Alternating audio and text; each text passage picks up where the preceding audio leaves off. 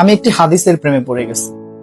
হাদিসটা হচ্ছে ঠিক এমন যে যখন বান্দা একটি ঘরে কান্না শুরু করে এবং তখন আল্লাহর ফেরেশতারা বলে যে আল্লাহ তোমার এই বান্দাটা কি জন্য কষ্ট পাচ্ছে, এবং ফেরেশতারা আল্লাহর কাছে কান্নাকাটি করে বলে যে তার মনের ব্যথাকে তুমি আল্লাহ কমিয়ে দাও। তখন আল্লাহ তাআলা বলেন যে আমার বান্দা এমন কোনো কিছুর মায়া পড়েছিল বা ভালোবেসেছিল যা আমার চাইতে সে বেশি ওই জিনিসটার প্রতি ভালোবেসে ফেলেছিল। আমি আমার বান্দার কষ্ট আমি বুঝি এবং আহ, আমি দুঃখী মানুষের মানে ভগ্ন হৃদয়ের মানুষের খুব কাছাকাছি অবস্থান করি। কত দূর? এক হাত দূরে আল্লাহ তাআলা অবস্থান করেন। হ্যাঁ?